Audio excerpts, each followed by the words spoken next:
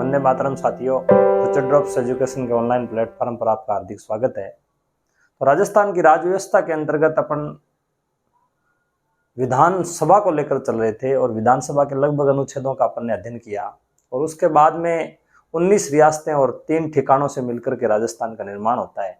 प्रथम चरण, द्वितीय चरण, तृतीय चरण और चतुर्थ चरण में जाकर के वृहद राजस्थान का निर्माण होता है और 4 चरणों के बाद में राजस्थान अपने पूर्ण रूप में आ जाता है और उसके बाद में 2 चरण और शामिल होते हैं, 3 चरण, तो कुल मिलाकर 7 चरणों में राजस्थान का निर्माण होता है। तो 4 चरण का अध्ययन अपन कर चुके हैं और 4 चरण के अंतर्गत चौथा जो चरण है वो सबसे महत्वपूर्ण है, जो 30 मार्च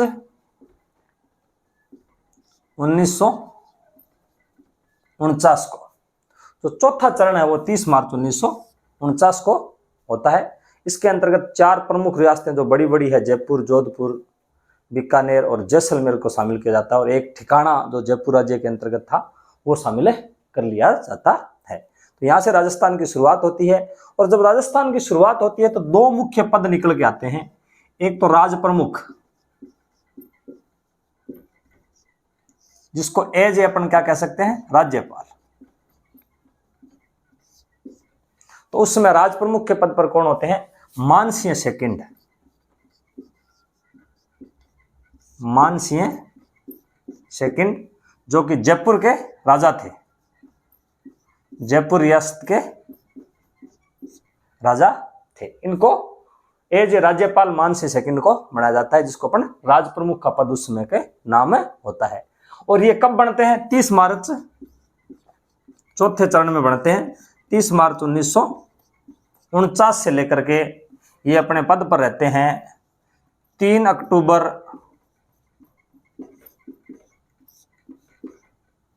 1956 तक।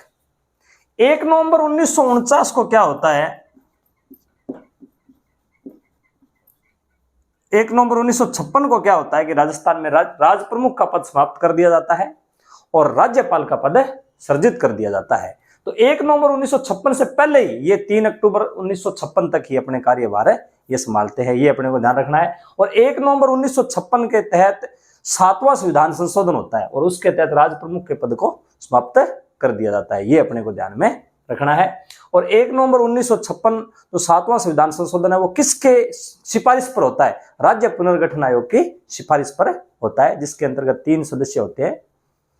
राज्य पुनर्गठन आयोग की सिफारिश पर 7वां संविधान संशोधन होता है। हरदयनाथ कंगारू और पानीकर और ये सदस्य होते हैं इसके अंतर्गत। फजल अली, 3 मुख्य सदस्य होते हैं जो है राज्य पुनर्गठन आयोग के अंतर्गत। उसकी सिफारिश के आधार पर राज प्रमुख का पद समाप्त कर दिया जाता है और राज्यपाल पद का सृजन कर दिया जाता है। और 30 नवंबर 1949 से ही एक दूसरा महत्वपूर्ण पद होता है, प्रधानमंत्री,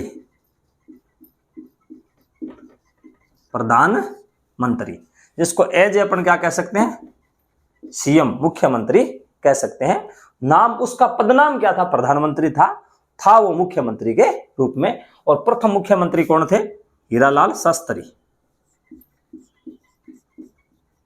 हीरालाल शास्त्री। कैसे मुख्यमंत्री थे, मनोनीत मुख्यमंत्री थे, ये अपने को ध्यान में रखना है। मनोनीत प्रधानमंत्री थे, मनोनीत प्रधानमंत्री थे, ये अपने को ध्यान में रखना है। कब से कब तक है, 7 अप्रैल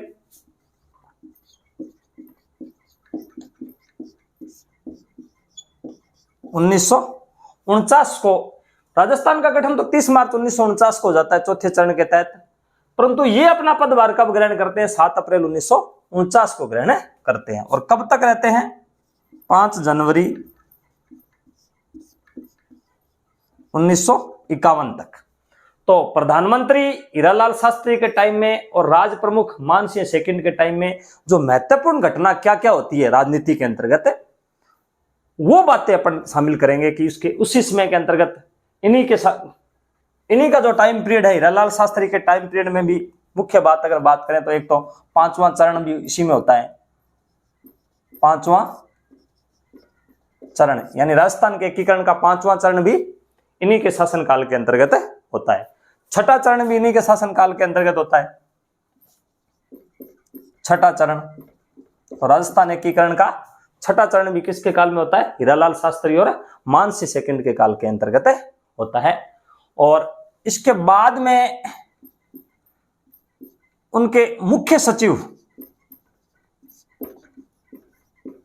यानी हीरालाल शास्त्री के टाइम में मुख्य सचिव के पद का सृजन होता है। और मुख्य सचिव कौन होता है, ये अपने अध्ययन का विषय आज रहेगा। इसके अंतर्गत जो पांचवा और छठा चरण की सबसे पहले बात करते हैं। और उसी समय हाईकोर्ट की क्या स्थिति होती है, राजस्थान हाईकोर्ट की क्या स्थिति होती है, वो सब बातें अपन इसमें तमाम बातें इसके अंतर्गत शामिल करेंगे। महालेखाकार भी क्या कौन सा होता है, महालेखाकार जिसको केक बोलते हैं सेंटर में, महालेखाकार क्या होता है उसमें, और आरपीएससी की क्या स्थिति रहती है, ये तमाम बातें अपन किसके अंतर्गत शामिल करेंगे? प्रधानमंत्री हीरालाल शास्त्री और राज प्रमुख मानसिंह के सेकंड में क्या स्थिति रहती है, ये अपन बात करते हैं। तो अब मानसिंह सेकंड और हीरालाल शास्त्री के समय में पांचवा चरण पूरा होता है राजस्थान के एकीकरण का। तो बात करते हैं राजस्थान के एकीकरण का पांचवा चरण। राजस्थान एकीकरण पांचवा चरण। अब ये अपने को ध्यान में रखना है कि हीरालाल शास्त्री का समय कब से कब तक है, ये अगर अपन मुख्य रूप से रखते हैं केंद्र में, तो इनका जो समय है वो कब है? 7 अप्रैल से 5 जनवरी 1951 तक है। तो इन्हीं के समय में महत्वपूर्ण घटना कौन कौन सी होती है, महत्वपूर्ण जुड़ाव क्या क्या आते हैं राजनीति के अंतर्गत या राजस्थान की प्रशासनिक व्यवस्था के अंतर्गत क्या क्या शामिल होता है, तो अपन ये मुख्य बात ये ध्यान रखेंगे कि पांचवा चरण शामिल होता है। तो अब अपने को पता है कि किस समय हुआ ये पांचवा चरण। पांचवा चरण कब हुआ है? 7 अप्रैल 1949 से लेकर के 7 ये है जो अपने पास 5 जनवरी 1951 के बीच में होता है। ये अपने को ध्यान में रखना है। इस तरीके से अगर अपन जोड़ करके याद करेंगे किसके मुख्यमंत्री के समय में क्या घटना हुई, तो आपको एक बड़ा बड़ा आइडिया अपने पास एकदम सामने आ जाएगा कि भी ये घटना इनके समय में हुई है। तो 4 ऑप्शनों में आप सन अगर निकालना चाहोगे तो आराम से निकाल दोगे। इसका इस तरीके से कनेक्ट करके पढ़ने का ये फायदा है इसमें। तो राजस्थान एकीकरण का पांचवा चरण कब होता है, इसका मतलब ये हमें पता ही है कि 1949 से लेकर के 1951 के बीच ही होगा, क्योंकि हीरालाल शास्त्री के मुख्यमंत्रित्व के काल में यह कार्य हुआ था। ये अपने को ध्यान में रखना है। तो राजस्थान का पांचवा चरण होता है 15 मई 1949 को। 30 मार्च को राजस्थान का गठन हो जाता है और 15 मई 1949 को पांचवा चरण होता है, यानी वृद्ध राजस्थान।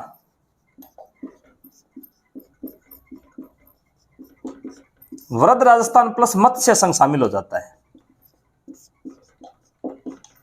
मत्स्य संघ अपन पढ़ के आए थे 18 मार्च पहला चरण होता है। 18 मार्च 1948 राजस्थान एकीकरण का प्रथम चरण जिसको अपन कह सकते हैं वो कब होता है? 18 मार्च 1948 को होता है। तो राजस्थान एकीकरण का जो पांचवा चरण है उसके अंतर्गत क्या है कि वृद्ध राजस्थान में मत्स्य संघ शामिल हो जाता है। अब मत्स्य संघ का गठन कब होता है? 18 मार्च 1948 को होता है। और इसके अंतर्गत कौन कौन सी रियासतें शामिल है? धौलपुर, करौली, अलवर और भरतपुर। और इसके प्रधानमंत्री कौन बनाए गए थे?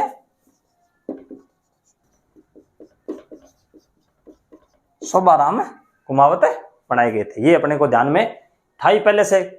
और इसके अंतर्गत पांचवा चरण 15 मई 1949 को शामिल कर लिया जाता है वृद्ध राजस्थान में मत्स्य संघ को। अब मत्स्य संघ को किस आधार पर शामिल किया जाता है? यानी राजस्थान का जो प्रथम चरण है मत्स्य संघ को राजस्थान के अंतर्गत शामिल करने के लिए एक कमेटी का गठन किया जाता है। किसका गठन किया जाता है? कमेटी। और वह कमेटी का अध्यक्ष कौन होते हैं? शंकरदेव। शंकरदेव कमेटी का गठन किया जाता है। उससे पहले राजस्थान के पूरे भौगोलिक क्षेत्रफल को एक करने के लिए या एक राजस्थान बनाने के लिए एक राजस्थान आंदोलन समिति भी बनती है। राजस्थान आंदोलन समिति, राजस्थान आंदोलन समिति। इसके अंतर्गत सभी चरणों को शामिल करके एक राजस्थान राज्य के रूप में निर्माण करने के लिए एक समिति बनती है, उसका नाम है राजस्थान आंदोलन समिति। वो ये चाहते हैं कि छोटे छोटे राज्य ना हो, एक बड़ा राज्य के रूप में इसका निर्माण हो। और इसका अध्यक्ष किसको चुना जाता है? राम मनोहर लोहिया को। राम मनोहर लोहिया जो राष्ट्रीय नेता थे, उसको इसका अध्यक्ष बनाया जाता है राजस्थान आंदोलन समिति का। और ये जो राजस्थान आंदोलन समिति है, ये अपना जो प्रयास जारी करती है तभी राजस्थान का निर्माण होता है। 4 बड़ी रियासतें भी जो होती है शामिल राजस्थान के अंतर्गत, वो क्या है कि इस समिति की सिफारिश या फिर इस समिति का जो संघर्ष होता है, जो नेता करते हैं, उसके आधार पर 4 बड़े रियासतें शामिल होती है। और फिर जो ये समिति, ये वाली समिति है, ये जो करती है, फिर उसी के आधार पर राजस्थान के एकीकरण का 5वां चरण भी पूरा होता है और राजस्थान एकीकरण का 6ठा चरण भी पूरा इस समिति के संघर्ष के कारण होता है। और इस समिति के संघर्ष का राजस्थान आंदोलन समिति इसका नाम है, ये अपने को ध्यान में रखना है। तो 5वें चरण के अध्यक्ष कौन थे? शंकरदेव थे। शंकरदेव कमेटी अपन कह सकते हैं। शंकरदेव कमेटी की सिफारिश पर यानी मत्स्य संघ राजस्थान में किस समिति की सिफारिश के अंतर्गत शामिल किया जाता है? प्रश्न अगर ये बने तो उसका उत्तर क्या होगा? शंकरदेव कमेटी की सिफारिश पर। ये अपने को ध्यान में रखना है। अब एक उसी समय जब ये 4 जिले थे, धौलपुर, 4 रियासतें थी, धौलपुर, करौली, अलवर और भरतपुर। इनके अंतर्गत में भरतपुर किसान सभा बनती है। एक भरतपुर किसान सभा यानी मत्स्य संघ के अंतर्गत एक भरतपुर किसान सभा की स्थापना होती है। और भरतपुर जो किसान सभा है, वो ये नहीं चाहता है कि राजस्थान के अंतर्गत 4 रियासतें शामिल हो। वो ये कहते हैं कि इन 4 रियासतों से एक अलग राज्य बना दिया जाए और उस राज्य का नाम क्या कर दिया जाए? ब्रज प्रदेश कर दिया जाए। ब्रज प्रदेश। ये भरतपुर किसान सभा किसके लिए संघर्षरत थी? कि ब्रज प्रदेश बना दिया जाए। इनसे मत्स्य संघ का नाम बदल करके ब्रज प्रदेश नाम का एक अलग से स्टेट बना दिया जाए। ये वाली जो है वो संघर्ष भरतपुर किसान सभा कर रही थी। अब उसके बाद में शंकरदेव कमेटी के पास ये आता है, तो इनमें से 2 बातें निकल के आती है कि धौलपुर, ये जो है करौली और अलवर तो राजस्थान में शामिल होना चाहते हैं। किसमें शामिल होना चाहते हैं? राजस्थान में। और धौलपुर और भरतपुर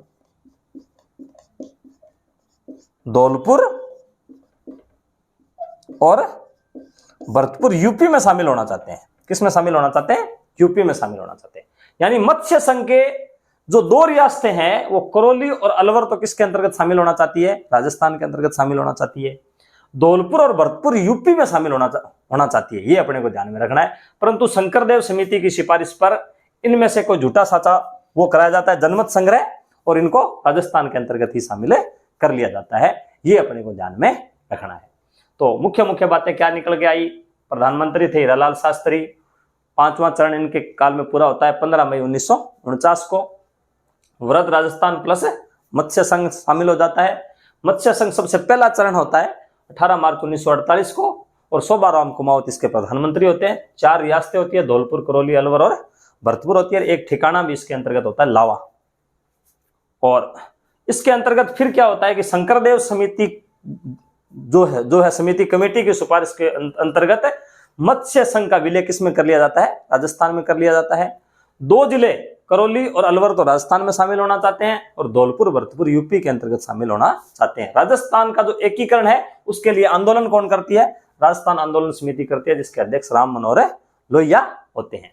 अब इसके अंतर्गत एक नई बात और ये हो जाती है कि जो मंत्रिमंडल बना था, मंत्रिमंडल जो बना था 30 मार्च 1949 को, 30 मार्च 1949 से जो मंत्रिमंडल बना था, उसके अंतर्गत मत्स्य संघ के जो पीएम कौन होते हैं? शोभाराम कुमावत।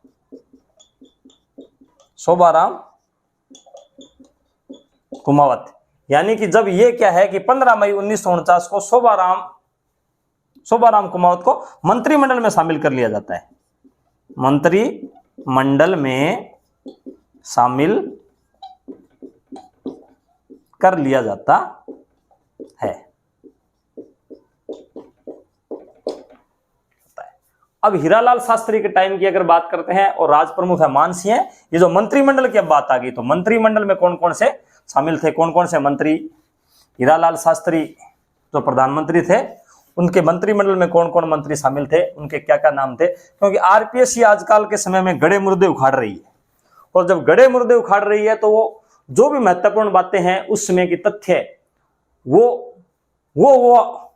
जो तथ्य है वो क्या है कि पूछने का आजकल ट्रेंड चल रहा है। तो अपने को यह बात भी ध्यान रखनी है कि राजस्थान जो बना था, मुख्य राजस्थान जो बना था 30 मार्च 1949 को, और हीरालाल शास्त्री प्रथम प्रधानमंत्री या मुख्यमंत्री बने थे, उसके मंत्रिमंडल में कौन कौन मंत्री शामिल थे, सिर्फ नाम याद रखना है और कहां से थे, ये अपने को ध्यान में रखना है। तो हीरालाल शास्त्री का मंत्रिमंडल की बात करते हैं। मंत्रिमंडल जिसको अपन कह सकते हैं प्रथम मंत्रिमंडल भी कह सकते हैं, राजस्थान का प्रथम मंत्रिमंडल, क्योंकि राजस्थान का निर्माण 30 मार्च 1949 को होता है और प्रथम प्रधानमंत्री मनोनीत के रूप में हीरालाल शास्त्री है, प्रथम मुख्यमंत्री एजे, और प्रथम मंत्रिमंडल के अंतर्गत कौन कौन शामिल होते हैं, ये अपने को ध्यान में रखना है। तो सबसे पहले सिद्धराज ढड्ढा, सिद्धराज ढड्ढा, ये जयपुर से होते हैं, ये अपने को ध्यान में रखना है।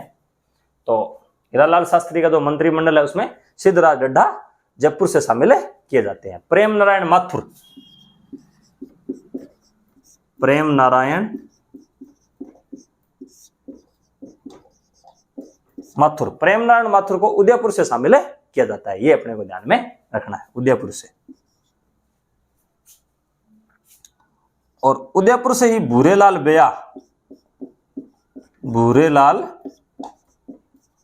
बेया, ये सब सिद्धराज ढड्ढा, प्रेम नारायण माथुर, भूरेलाल बेया, ये सब लोग किससे संबंधित थे? प्रजामंडल से संबंधित थे। प्रजामंडल आंदोलन के तहत इन लोगों ने राजस्थान के एकीकरण में भी महत्वपूर्ण क्या है कि अपनी भूमिका निभाई, जनजागृति में भी महत्वपूर्ण भूमिका निभाई, राजस्थान के स्वतंत्रता सेनानी भी ये थे, और इन लोगों ने जो है उत्तरदायी शासन की स्थापना में भी इन लोगों का महत्वपूर्ण योगदान था। तो फिर उन लोगों के जो थे मुख्य नेता थे उस समय क्या है कि उनको मंत्रिमंडल के अंतर्गत शामिल किया गया, ये अपने को ध्यान में रखना है। भूरेलाल बेया भी उदयपुर रियासत से थे। वेदपाल त्यागी कोटा रियासत से थे, ये अपने को ध्यान में रखना है। और फूलचंद बाफना, फूलचंद बाफना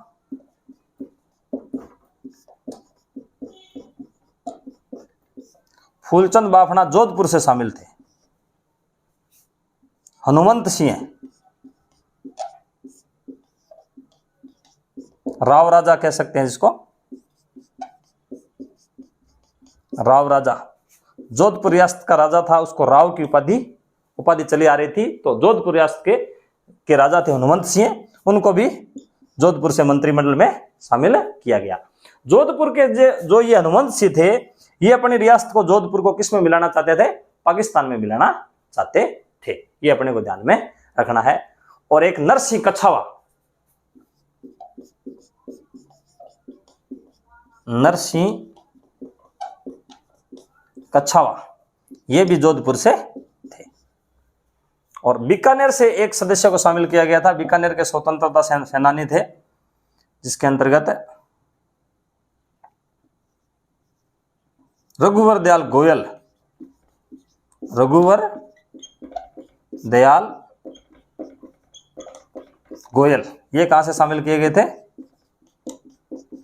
बीकानेर से। और 15 मई 1949 को जब मत्स्य संघ शामिल हो जाता है, तो नौवें जो मंत्री है उनके रूप में शोभाराम कुमावत को शामिल किया गया। शोभाराम कुमावत, ये अलवर के थे, अलवर के थे। इनको कब शामिल किया गया? 15 मई 1949 को शामिल किया गया। 5वां चरण कंप्लीट होने के बाद इनको शामिल किया गया। तो अपन दो बातें मुख्य रूप से पढ़ के आए कि भी पांचवा चरण मुख्य रूप से पढ़ लिया। दूसरी महत्वपूर्ण बात अपन ने पढ़ी मंत्रिमंडल, प्रथम मंत्रिमंडल कह सकते हैं।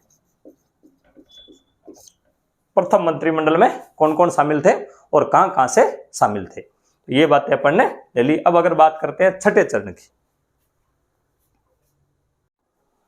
तो मंत्रिमंडल के बारे में अपन बात की तो राजस्थान का जो हीरालाल शास्त्री का जो मंत्रिमंडल था उसमें सिद्धराज डड्डा जयपुर से थे, प्रेमनारायण माथुर उदयपुर से थे, भूरेलाल भैया उदयपुर से थे, वेदप्याल त्यागी कोटा से थे, फूलचंद बाफना जोधपुर से थे, राव राजा हनुमंत सिंह जोधपुर से थे और नरसिंह कछावा जोधपुर से थे, रघुवर दयाल गोयल बीकानेर से थे और शोभाराम कुमावत 15 मई 1949 को अलवर से शामिल हुए थे, मत्स्य संघ से जो मंत्रिमंडल के अंतर्गत शामिल हुए थे। अब जो महत्वपूर्ण अगली बात आती है वह राजस्थान एकीकरण का छठा चरण। छठा चरण, तो छठे चरण के अंतर्गत क्या होता है कि राजस्थान का लगभग एकीकरण हो जाता है। दो जो स्थान है वो बच जाते हैं, एक तो सिरोही बच जाता है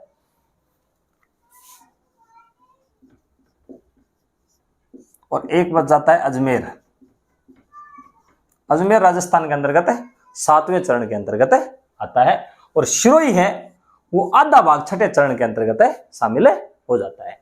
तो सिरोही का जो प्रश्न है उसके ऊपर क्या होता है, राजस्थान के जो महत्वपूर्ण जो रियासत के जो होते रहता होते सिरोही के जो होते हैं वो अपने हैं गोकुल भाई भट्ट, गोकुल भाई भट्ट जो हर हाल के अंतर्गत सिरोही को राजस्थान के अंतर्गत शामिल करवाना चाहते थे और मुख्य रूप से राजनीतिक जागृति के वही थे। और इसी समय सिरोही को क्या है कि सरदार पटेल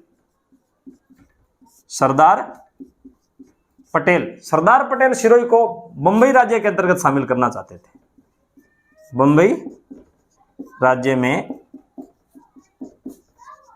शामिल करना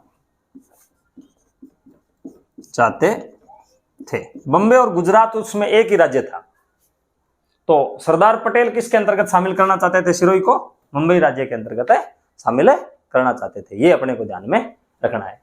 और राजस्थान के जो गोकुल भाई भट्ट और राजस्थान के जो नेता थे वो सिरोही को किसके अंतर्गत शामिल करना चाहते थे, राजस्थान के अंतर्गत शामिल करना चाहते थे, ये अपने को ध्यान में रखना है। अब क्या है कि जनवरी 1950 को 26 जनवरी 1950 उसमें तो भारत का जो संविधान लागू होता है और उससे पहले जनवरी 1950 के अंतर्गत क्या होता है कि सिरोही का विभाजन कर दिया जाता है। सिरोही का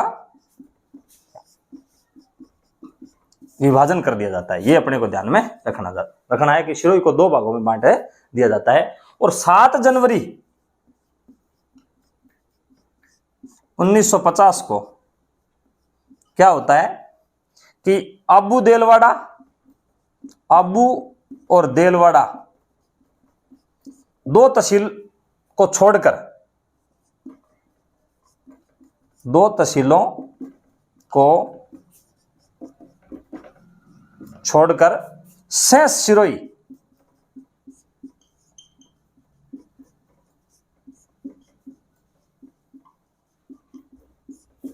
राजस्थान में शामिल कर ली जाती है। सिरोही रियासत में दो क्षेत्र, आबू देलवाड़ा एक तहसील आबू और फिर जो है वो दूसरी तहसील है देलवाड़ा। इन दो तहसीलों को तो ये किसके अंतर्गत शामिल रहती है, बंबई प्रांत में। बाकी जो शेष सिरोही है वो किसके अंतर्गत शामिल कर लिया जाता है, 7 जनवरी 1950 को राजस्थान में शामिल कर लिया जाता है, ये अपने को ध्यान में रखना है। परंतु इसका जो छठा चरण है वो विधिवत रूप से कब मनाया जाता है, 26 जनवरी 1950 को।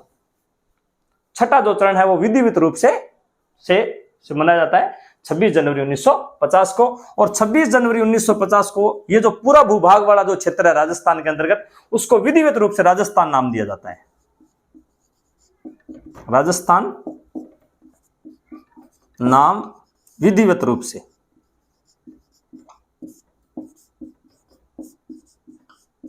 कब दिया जाता है, 26 जनवरी 1950 को दिया जाता है।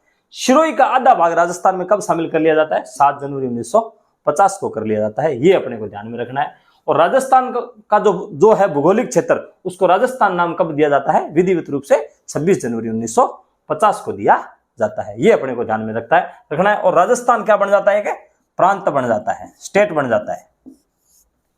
और राजस्थान जो स्टेट है वो किस श्रेणी का स्टेट बनता है? ये अपने को ध्यान में रखना है भी किस श्रेणी का स्टेट है बनता है। तो ये राजस्थान स्टेट है वो बी श्रेणी का राज्य बनता है,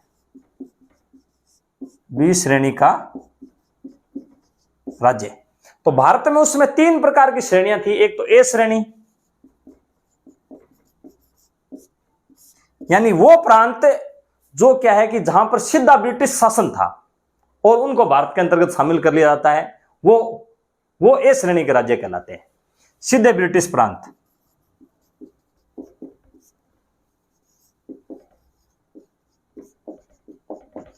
जैसे बंगाल, जैसे मुंबई, बिहार और यूपी, ये क्या थे? सीधे प्रांत थे जिनके ऊपर अंग्रेजों का डायरेक्ट शासन था। वो जो स्टेट बने वो थे ए श्रेणी के राज्य। ये अपने को ध्यान में रखना है। और बी श्रेणी के राज्य कौन से बनते हैं? जो रियासतों के एकीकरण से बने, रियासतों के एकीकरण से बने और राज प्रमुख पद था जिनमें। ये थे राजस्थान, मध्य प्रांत, मध्य प्रांत 20 श्रेणी के राज्य थे। और वहां पर जो था मुख्य पद वो क्या था? राज प्रमुख का मुख्य पद था, राज्यपाल का पद वहां पर नहीं था। एक थे सी श्रेणी, सी श्रेणी के राज्य, यानी ये छोटे राज्य थे। जैसे चीफ कमिश्नर,